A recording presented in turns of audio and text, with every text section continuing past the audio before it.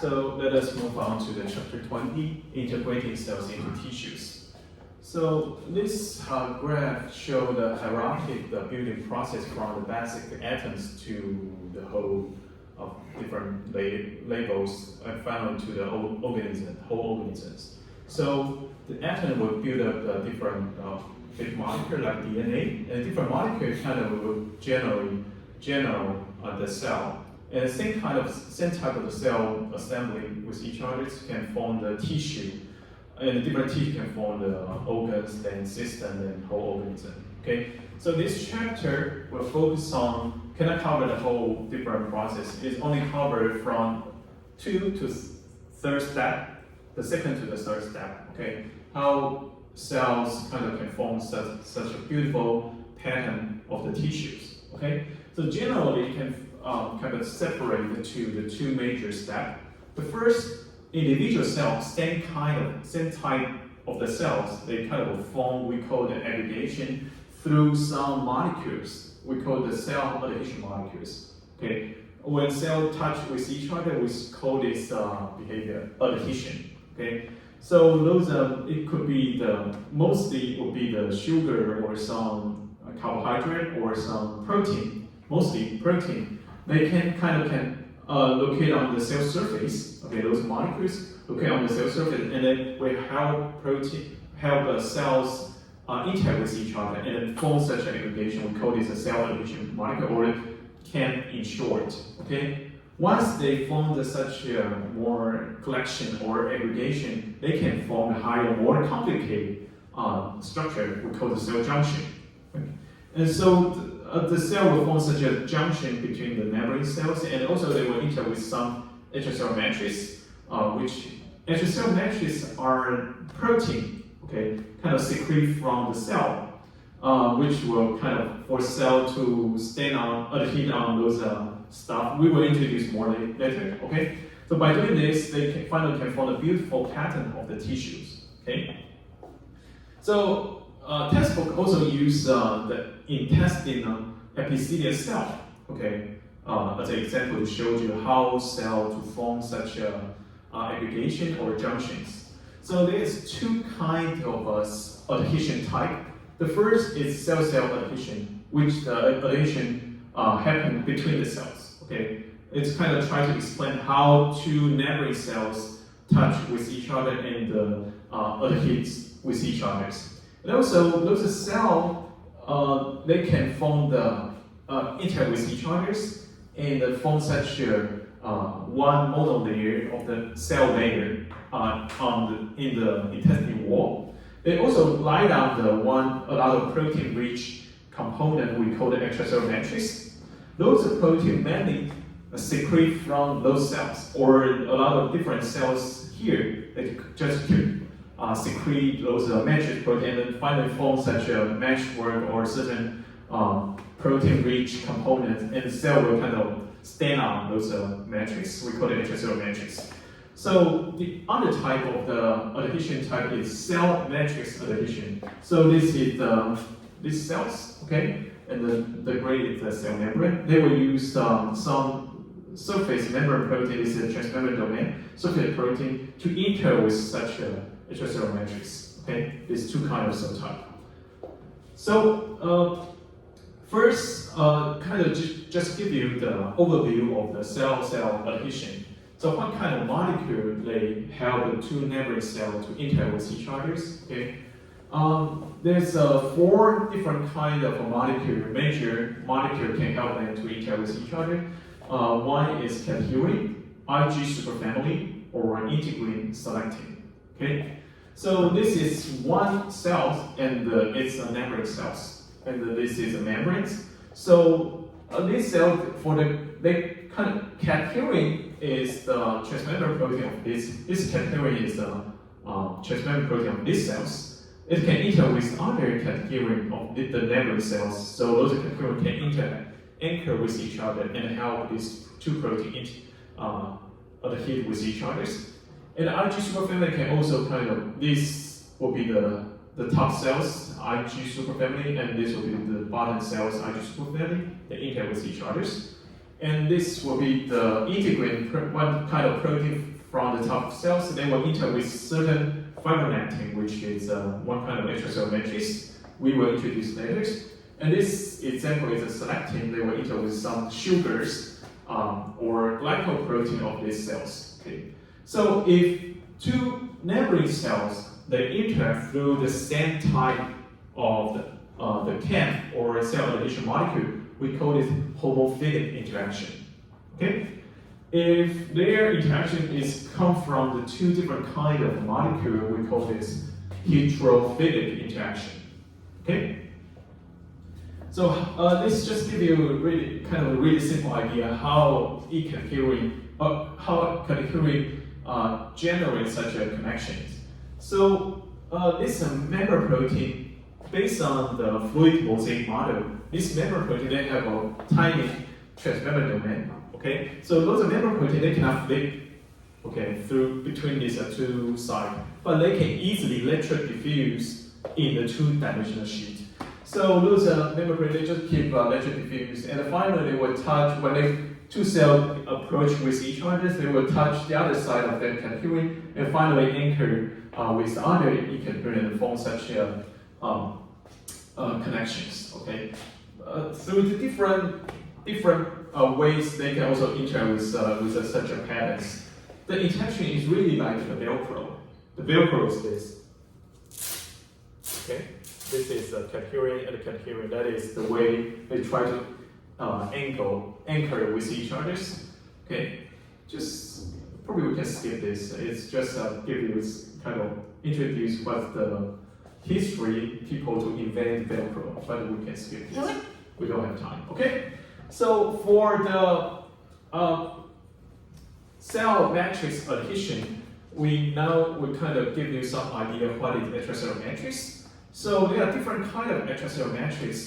They are the complex combination of the secreted proteins. Okay, and it can kind of provide some mechanical support and also help cells to handle cells. Okay, these are the three different major kind of the extracellular matrix. This is a proteoglycan, for example, one key protein called the plugcan, which we will introduce later, and a collagen. Okay, collagen will form different shape of the collagen, like a sheet-forming collagen or a fibular, okay, collagen, and a multiple adhesive matrix like lamine, fibronectin, and nitrogen, or intactin. We will introduce later. Then we just the textbook give you some concept about the cell extracellular matrix interaction. The first, some not all, okay, some cell extracellular matrix interaction, they are species specific. It means those cell ECM interaction only happen in the same species, which they will not happen to the different species, okay? So in the wild, in the nature, there's a two kind of different sponge, one called NAF, one called HAF. In the nature, this sponge cell, they kind of assemble, although they live in the same environment, they still can assemble with the same species together. Okay, so you will see the orange one that have NAF and the HAF have the same assemble with them together. You can easily tell the boundary between these two species. They don't mix with each other, right? Okay, you still can easily distinguish where are the NAF, where are the HAF. But researcher, when they tried, those are really, the sponge cell is really tiny. Okay, those are the assembly of a lot of different sponge cells and form such a beautiful patterns. But the researcher, they try to use some sonication, just try to disrupt this assembly and make them to become a lot of single cell in the culture dish, okay? And mix these two populations together to see whether they can mix with each other. After a while, they found the HAF, which is it should be yellow here on my slide, okay? The HAF, they still form with HAF together, okay? But the NAF, they also form with NAF together.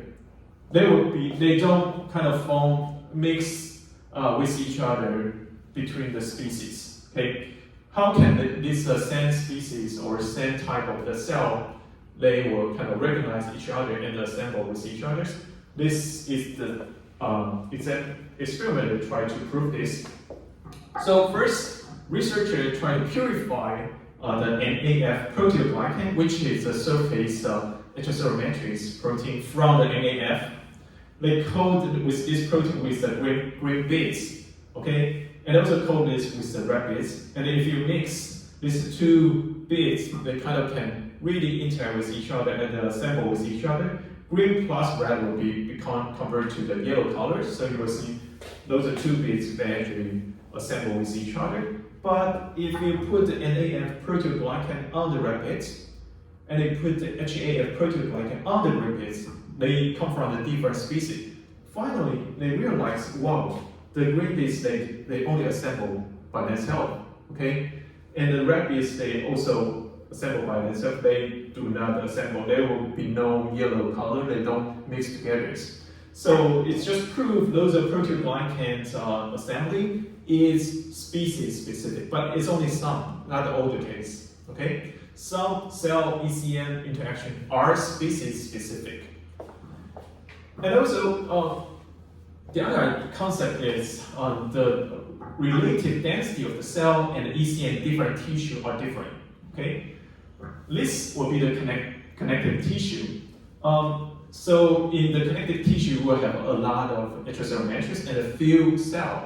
For example, this pink one are extracellular matrix, and this purple are fibroblasts, which is one kind of cell secrete a lot of connective tissue. And in extracellular matrix, sorry. So in connective tissue, you will see a lot of extracellular matrix, but few cells, okay?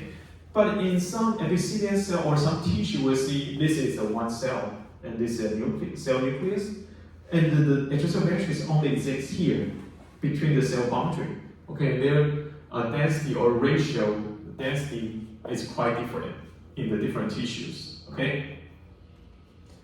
And then those cell ECM interaction, they are important for the development, okay? This is the experiments. So when you culture the salivary gland cells into the fibronectin, which is one kind of extracellular matrix, they normally will form such a beautiful branch patterns, okay? But if you use the antibody to block the function of this extracellular matrix, like a fibronectin, you just use antibody, we call it anti-fibronectin antibody, to block the function of the fibronectin. You cannot see to block their cell fibronectin interaction, you will not see such a beautiful branch. Okay, it kind of read out for you to understand they can block or make the development malfunction. Okay, but just quickly give you kind of idea why the anti-fibronectin antibody will block the fibronectin function, because the whole cell, I should say probably 100%, the protein, when they function, they need to directly interact with their substrate or with other interacting protein to do their job. They cannot do kind of like a magnetic field, they cannot affect other stuff in the long distance. They need to directly interact with their substrate. If there's an antibody which can bind to this protein, it will kind of mask the surface of this protein. Okay, then I don't have a kind of functional surface to interact with my friend, interact with my interacting protein, so I cannot do my job. Okay, so this is the really kind of widely used strategy people to block certain protein functions. For example, you want to block integrate or one kind of surface protein function, which is add your protein's antibody. It will bind to those protein and mask this protein, and they don't have any functional surface that can interact with others, then you can block its function. In this case, they just block the anti-fibronectin. Okay, get the point? Okay. Okay, this is the other experiment to prove that ECM protein are really important for the development. For example, this is a wild-type embryo of the mouse embryos. You will see the blue part labeled the cartilage, and the bone is a red color. Okay, this is a collagen 2 and the perlecan knockout mice. And the collagen II and the prolactin are two kind of key extracellular matrix. They just remove this gene, then this mouse cannot grow. They will lethal during the embryo stage. Okay, so those are collagen or extracellular matrix. They are really important for the development. And this concept is many collagen, many adhesion molecules and ECN interaction, they actually can trigger certain cellular signaling, really similar to what we have learned from those chemical receptor. For example, this is one kind of well-known receptor called the receptor tyrosine kinase, which certain hormone or certain chemicals bind to this receptor can trigger a lot of different signaling, right? But actually, you don't need to, this signaling can be also triggered by the interaction of our receptor with the extracellular matrix, okay? If those receptors bind to a certain extracellular matrix, they can also serve as a ligand to trigger certain overlapping signaling and affect the cell morphology. Okay, so the cell will through this interaction to understand, whoa, I am interacting with certain extracellular matrix that will change their property through pretty similar signaling. Okay, so this the first chapter just give you a really rough overview idea. Cell will kind of use a cell and a cell extracellular matrix interaction to organize and assemble cells to tissues. And there are four major families of the can for the homophilic or heterophilic interaction for the cell-cell adhesion. And we also introduced the cell ECN interaction. And there are three major ECN, we just give you an overview. And the certain concept, the cell ECN interaction, they are species specific. Some of them are species specific and important for the development. Okay? Any questions so far? No? Okay, so now we will try to kind of introduce one idea is the plurality of the cells. What does this mean to cell plurality? This means the different side of the cell, if their components are different. Okay, for example, you can define this, you will easily tell this side of the cell and this side of the cell, they are different. Okay, it means cell can generate plurality. Okay, of course, cell, epithelial cell, intestinal epithelial need to generate the cell plurality because they are doing the different things. From this side of this is the intestinal lumen, right? The food, the nutrients will come from here. So this side of the protein or transporter need to absorb the nutrients. But this side of the membrane need to pump out those nutrients. So they need to be different. Okay? So such a different between different sides we call the cell can generate is a cell plurality. There are also different cases cell can generate plurality. For example, cell migration. The cell movement. Okay, so there's a leading edge and the tail, the opposite direction of the cell. So cell need to extend the membrane in the leading edge and try to do some contraction to collect or absorb the cell matrix from the opposite direction. Otherwise, cell cannot move. Okay, so it's also kind of cell plurality. Okay, so the intestinal epithelial cell layers, the side in the face to the lumen they call the apical surface. Okay, and the lateral, the interface connect between the different cell we call the lateral surface, and the basal, the interface connecting the cells and the extracellular matrix we call the basal surface. Just to let you know, actually the component of the lateral surface and the basal surface are similar. Okay, so we usually call that basolateral surface. But the apical surface is quite different. So in the intestinal epithelial cell or such an epithelial cell, there are two different pools. One is apical membrane, and then the other one is basolateral membrane. Okay, the lipid composition, the protein composition are different. Okay, there's two different pools. Okay, so you will see such an epithelial cell. They have a different function. They have different morphology, and which will kind of represent their different function. For example, this simple columnar epithelial cell, they usually form such a barrier, okay, to prevent any molecule freely go from this side to the other side. Therefore, they can first generate such a barrier, then they can use a specific transporter to transport specific molecule from this side to the other side. They can control this molecules transportation, okay? And the simplest squamous epithelial cell can also do this ion and small molecule transport. And this is monolayer of the cells, but in some cases, in some tissue, they will form a multiple layer of those epithelial cells.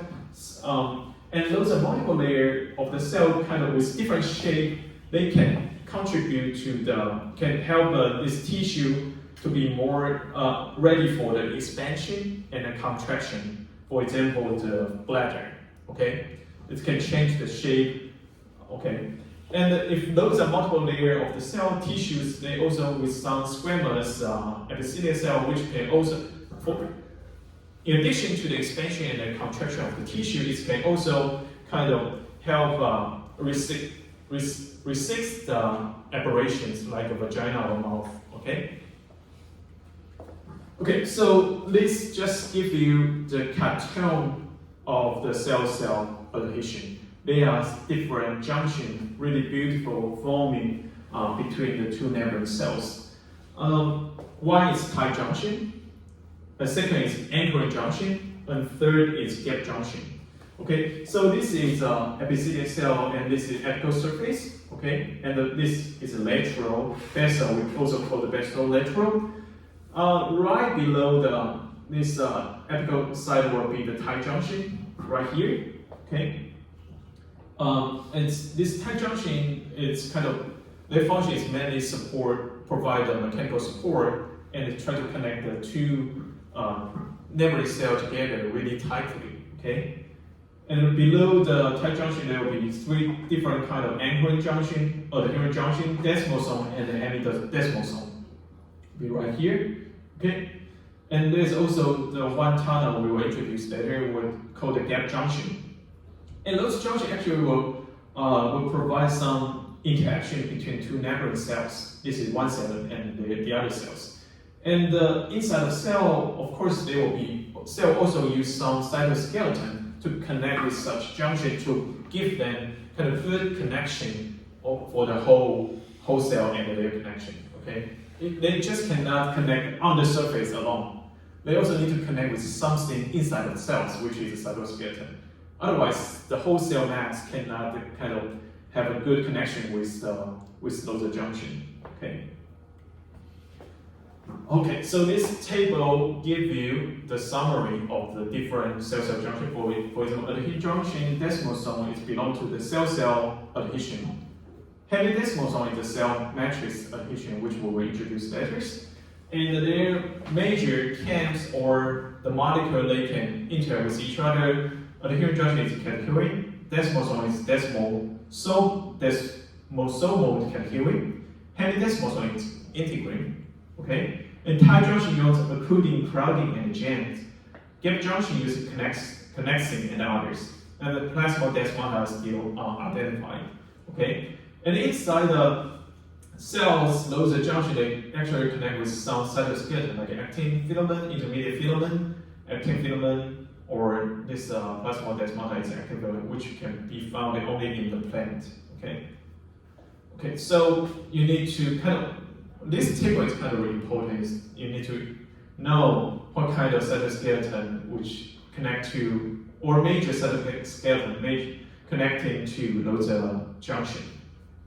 Okay, so let us focus on the anchoring junctions. First is cadherin. Okay, so cadherin is here. Okay, they are the protein held two molecules. They are kind of major cell adhesion molecule in the adherent junction and the desmosome. Okay, two kind of anchoring junction. So one kind of this desmosomal cadherin can be found in desmosome. Here, this desmosomal cadherin contains two kind of desmosomal cadherin, which is the desmoid gland and the desmoid colon. Okay, and those adherent junction they are transmembrane domain and have a short and the short transmembrane domain, then they are transmembrane protein and they have a short transmembrane domain. Then it will collect to the one huge protein complex. They call this several adapter like a black hole globin, desmoplastin, black hole filling. Okay, they will form such a protein complex. Then those protein complex will interact with a certain intermediate filament. Okay, that is why under electron microscopy you will see such a really dense, electro-dense signal here. And if you enlarge here, you will see such a desmosomal cadherin here, but there are a lot of adapter protein, and this is an intermediate filament. Okay. Sorry. And the classical cadherin can be found in the adherent junction.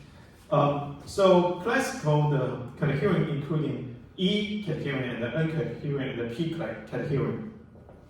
They also have a really similar structure like this desmosomal cadherin, but they have this cartel. It shows the protein structure of the E cadherin. It's a short transmembrane domain and with different extracellular site, and then there's several calcium binding site here. And their interaction depends on calcium. Calcium need to bind to those cadherin, otherwise they cannot interact with other cadherin. Okay. So this is a zoom in image to show you more detail of the cadherin. So this is one cell and their neighboring cell, and this is a plasma membrane. So each cadherin, they will have a short transmembrane domain and connect with some adapter, like one key adapter is beta-catenin, okay, and then you interact with certain unidentified molecule, then alpha-catenin, then F-actin, and ZO1, several different adapter protein.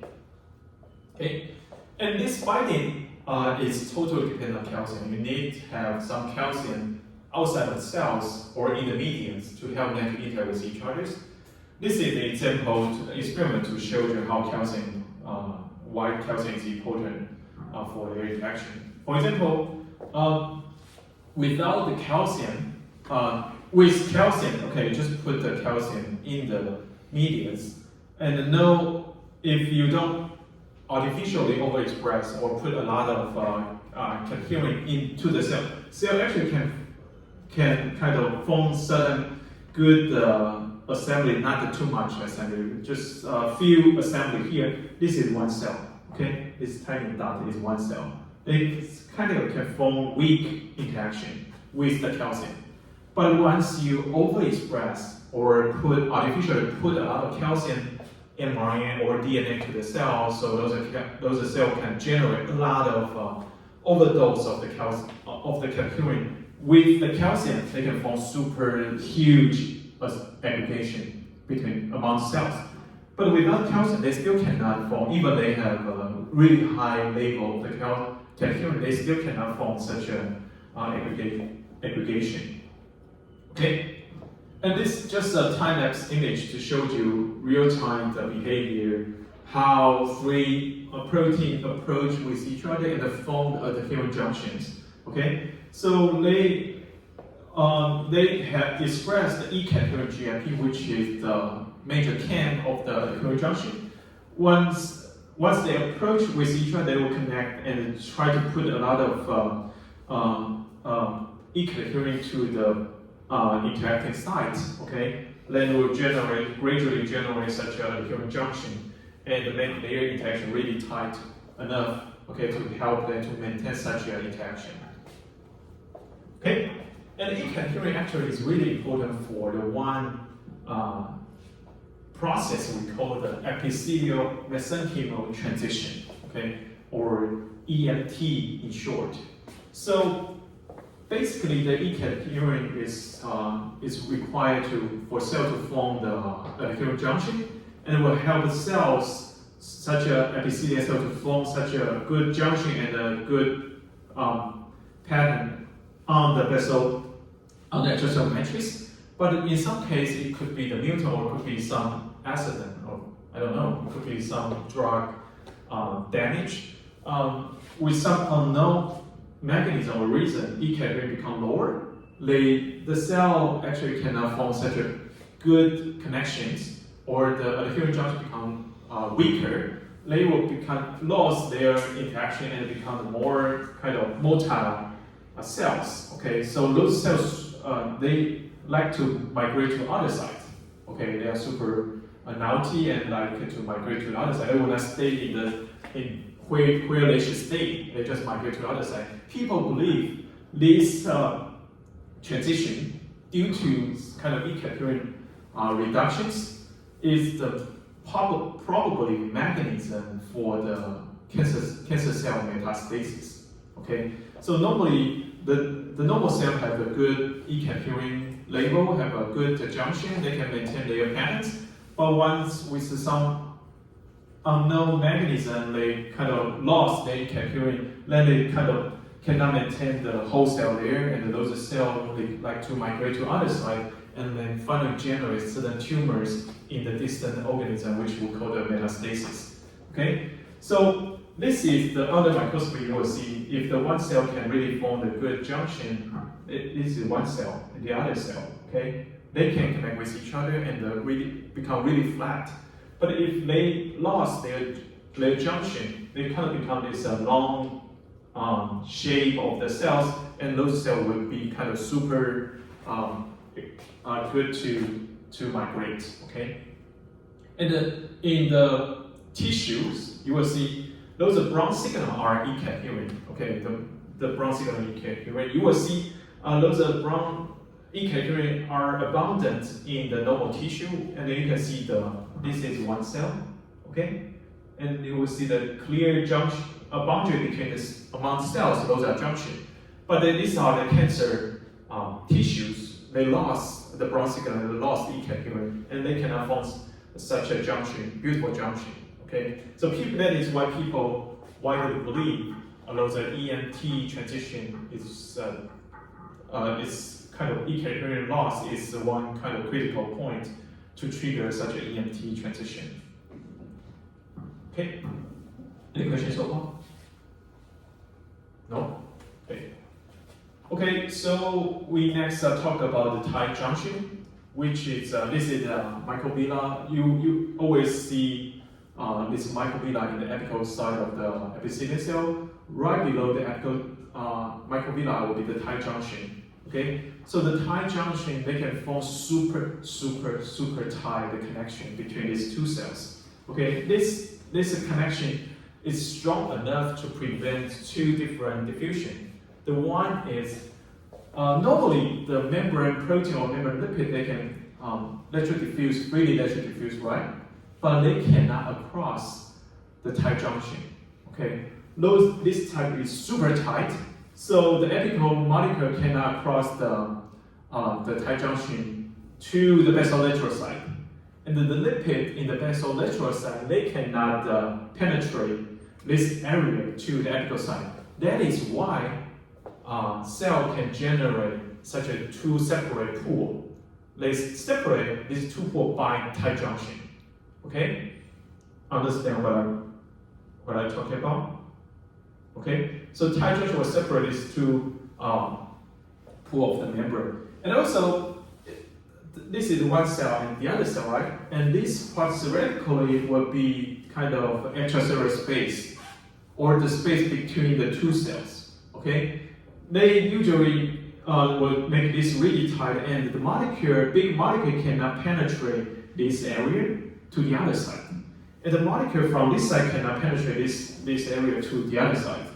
Okay, that is why the cell can generate also separate the intestinal lumen and their intestinal wall. Okay, they can separate these two environments. Otherwise, a lot of things will leak out between these two pools. There's no meaning for such a protein to transport molecule through this direction, right? If there's something you can leak out, anything they transport from this side, they will leak out.